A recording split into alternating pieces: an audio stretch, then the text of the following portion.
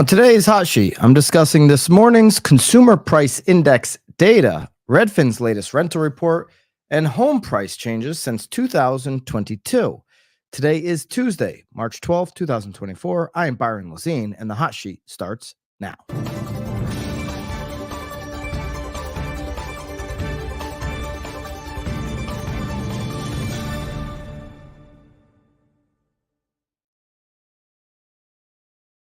It is a CPI day, Consumer Price Index, just released this morning. We're going to dive into it, tell you what that means for the market, and more importantly, what that could mean for rates moving forward. If you like CPI day, hit the thumbs up. Let me know in the live chat which market you are tuning in from. I'm back in my Connecticut studio and pleased to be with you here today. Consumer Price Index is something that we track every single month here on the hot sheet. The hot sheet is the only show that I am aware of in the real estate industry that tracks this stuff. We come live to you every single Monday through Thursday, tracking all the 24-hour look back on things that impact housing and real estate data. And CPI is certainly one of those things because it's a tool that the Fed is taking into consideration as they make decision on the rate cuts. Okay. Right now, the belief is being priced into the market that there will not be a May interest rate cut. About 16% when they do that survey. Okay, what percent of investors believe there's going to be a federal interest rate cut in May? About 16% is what it's down to predicting May. That's down from like over 90% at one time who thought the next interest rate cut or the first interest rate cut since the increases that started in 2022 would come this May. Powell is giving indications that that will not be the case. This CPI report here today that we're about to dive into reinforces just that. Let's take a look at what happened here on today's news. The Consumer Price Index for all urban consumers, CPI-U. This is the report that the investors like to look at the most. PCE, again, is the Fed's favorite report. So keep that in mind here as we go through it. This CPI data rose 0.4% in February. Now, that's in line with what was being projected. So nothing to worry about there. Okay, the projections were that it would come in at 0.4% after rising 0.3% in January. So nobody was expecting inflation to be zero in February. In fact, it came in right on the number. Now, the all items index increased for the last 12 months to 3.2%. That did come in a little hotter than expectations. Expectations were 3.1% on the year over year. If we look here at the charts, U.S. Consumer Price Index, you see year over year percent price change as of February 2024, the latest data that just came out this morning. And you have the 3.8% here mark, which is less food and energy, and the 3.2%, which is the number I just gave you, which is all items. Okay, so that's in line with expectation, up from 3.1% in January, which was down from 3.4% in December. The 3.2%, though, was expected to come in at 3.1 when we look at year over year. That being said, you can see here that year over year consumer price index is on a downward trend since topping out at 9% in June of 2022. We continue this downward trend. All right. And until we don't see that continuation, I would say do not worry about CPI.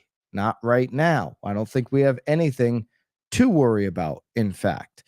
If we take a look at why I don't think we should worry about it, then we lead right into shelter, which is what we care about.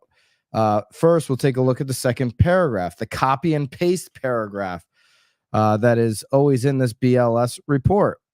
The index for shelter rose in February, as did the index for gasoline. Gasoline went up, which is these two indexes contributed for 60%, over 60% of the monthly increase in the index for all items.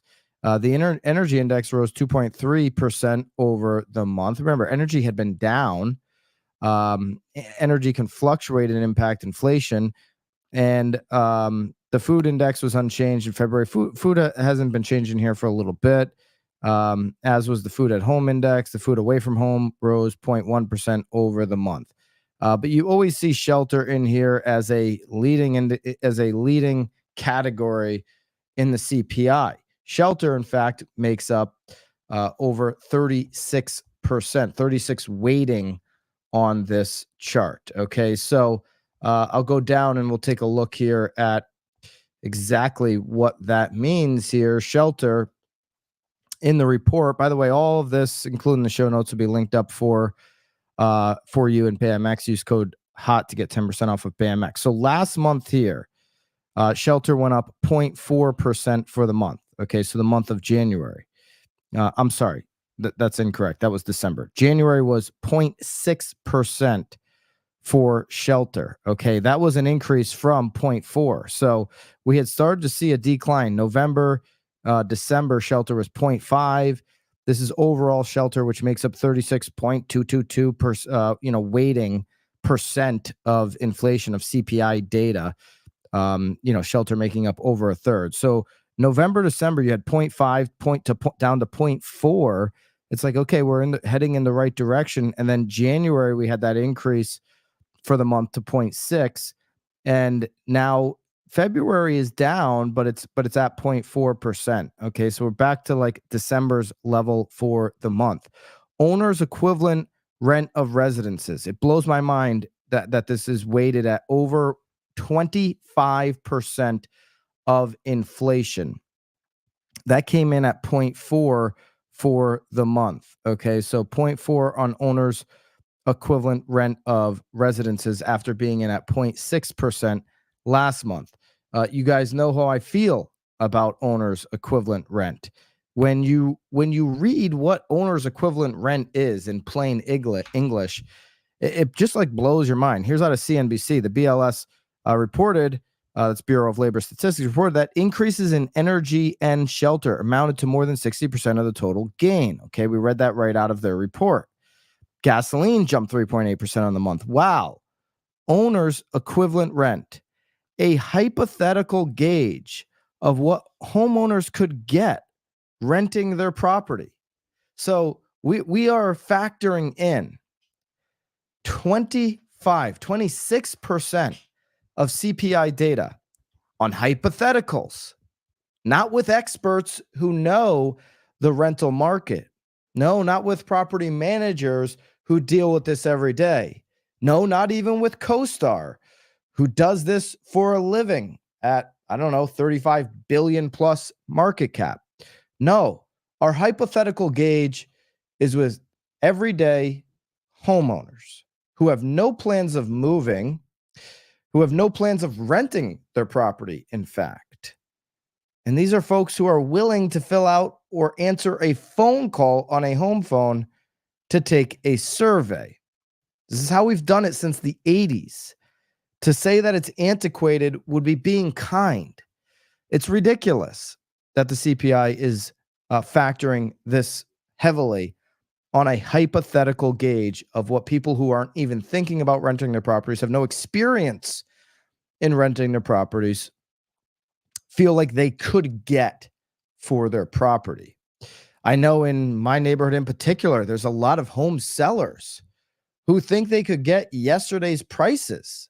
They're sitting on the market for 60, 90, 120 days right now. They're DMing my wife as we put our home on the market for what we know market value is. It's why we were only on the market 10 days. How could you price it so low?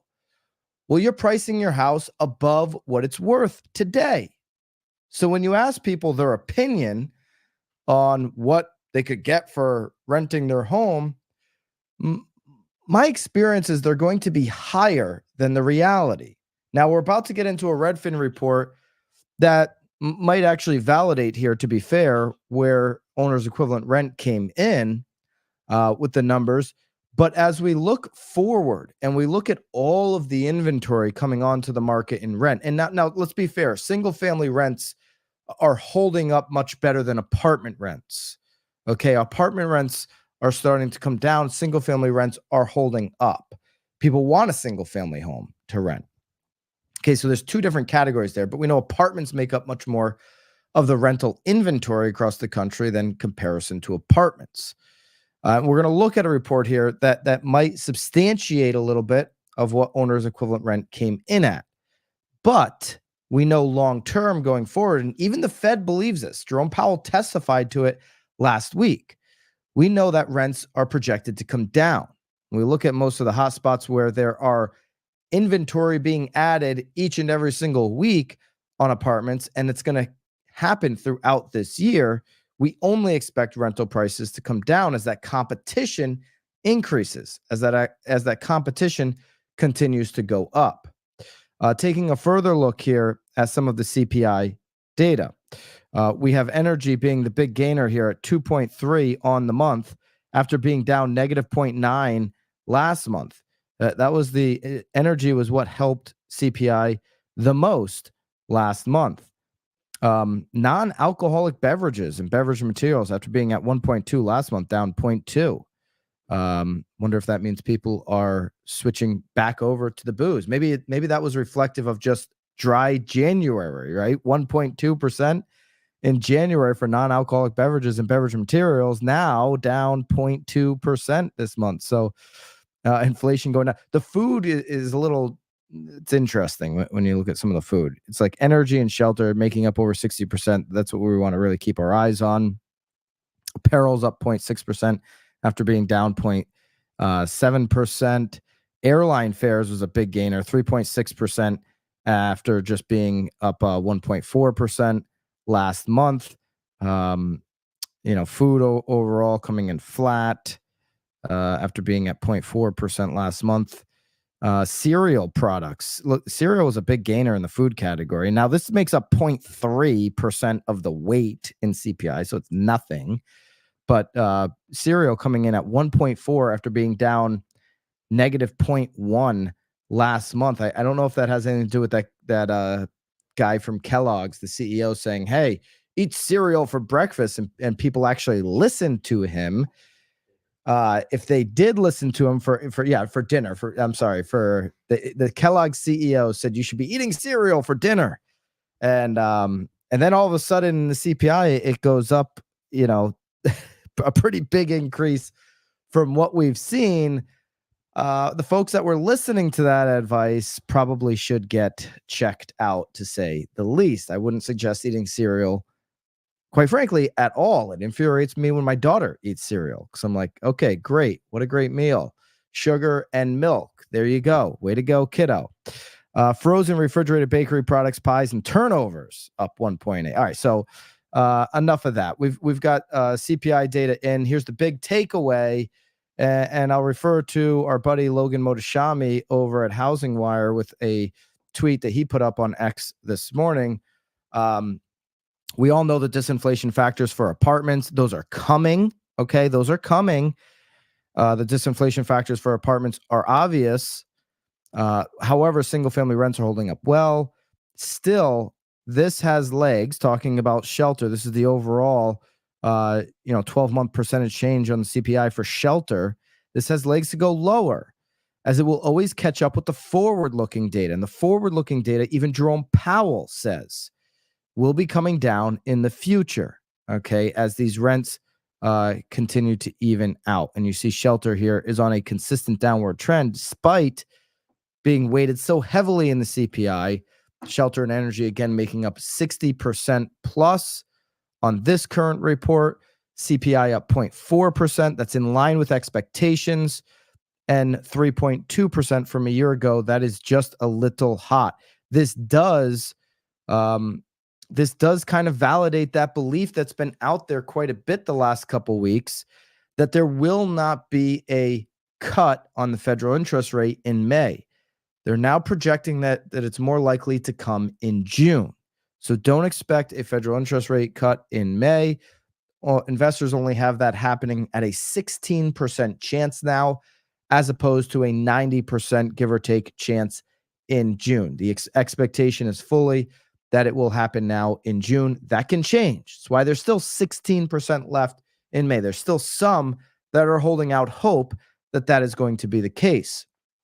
Jerome Powell made it clear, even last week on his testimony, don't expect it anytime soon, giving indication that June is much more likely than May on the federal interest rate. Now, I would argue that if you look at the forward, data on housing, that you might get into a situation where you wait a little bit too long. Just like they waited way too long to start increasing the rates, they may wait a little too long to start cutting. Nobody knows. I don't have a crystal ball. We're going to have to see how this thing plays out. But Jerome Powell, remember, he's trying to land this thing softly. If he pulls it off, it'll be quite the feat. Rental market, speaking of, Redfin just reported that asking rents climbed 2% in February. Okay, so this would actually validate that hypothetical belief from homeowners who say they could get X on renting out their home.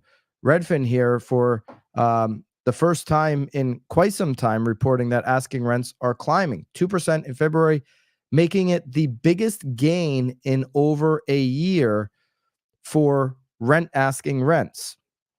Rents hit a low point last February.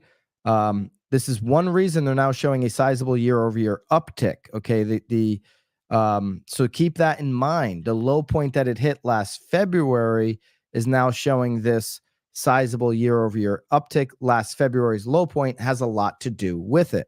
Another factor driving up rents, the jump in mortgage rates last month.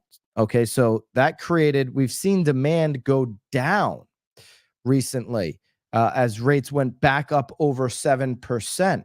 We were tracking that week over week over week until last week when we saw mortgage applications go up. We were tracking demand decreasing for multiple weeks in a row, mortgage application demand anyway. It was year over year down, and coming into an early spring season, it was week over week down.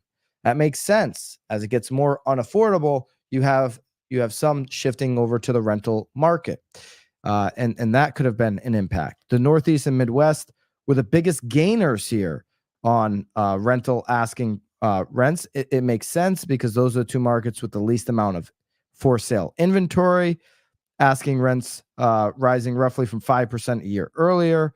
Rents in the West and South were roughly flat. Another wrench I'll just throw into the mix here is that you've got you have some investors who bought in the last couple of years, and they have a higher interest rate.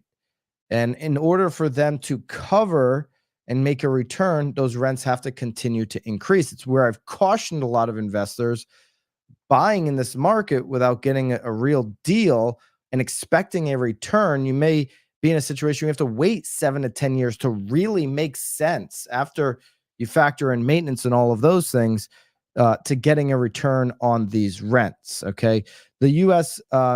Median asking rent rose 2.2% year over year to $1,981 in February, largest gain since January 23, and increased 0.9% from the month earlier. Okay. Still on a down from these peak levels. Okay. So still under peak levels on asking rent. The year over year change still significantly down from the peak in 2022, despite this small bump up here recently. Asking rents jumping 5% in the Northeast. That's more than double the national gain. You see here the West and the Northeast have the highest cost of rents on the chart. All the charts will be available as well as the show notes for you, of course, in BAMX. If you're not in BAMX yet, use code HOT to get 10% off of that. We release our show notes each and every single week for you, as well as all of our downloads, of course, our monthly courses and all of that. Okay.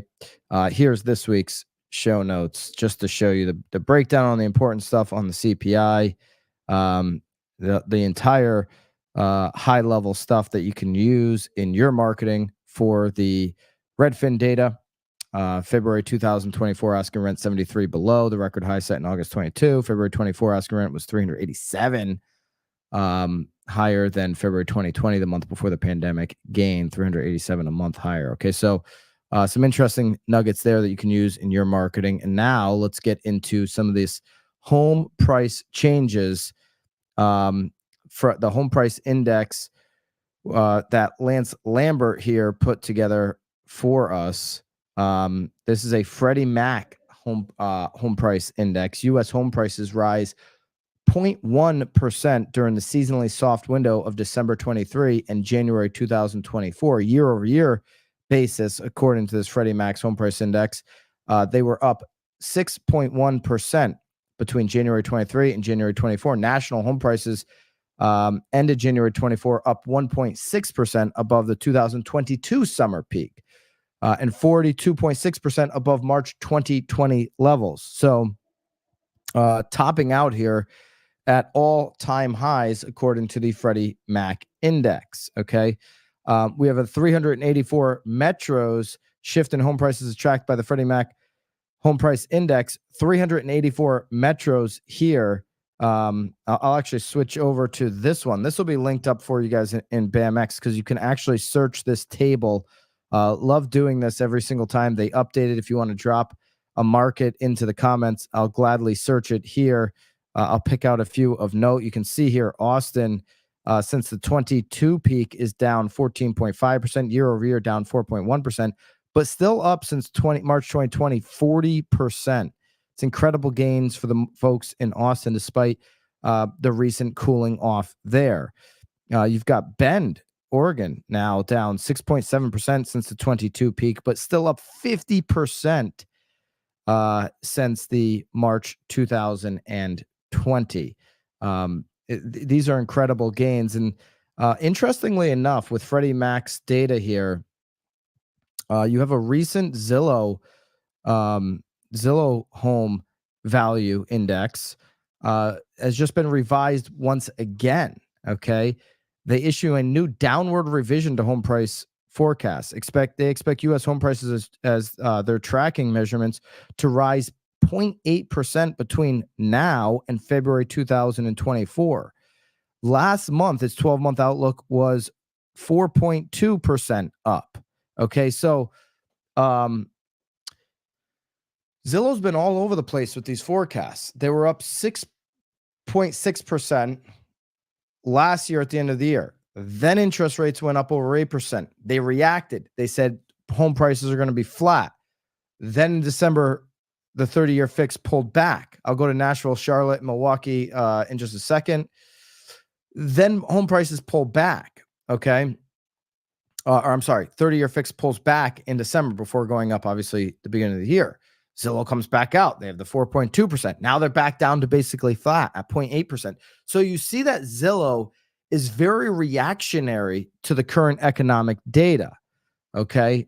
They're kind of a little knee-jerky on their home price projections. Every single month, you're seeing as much as 6 to 4% swings in their home price projection.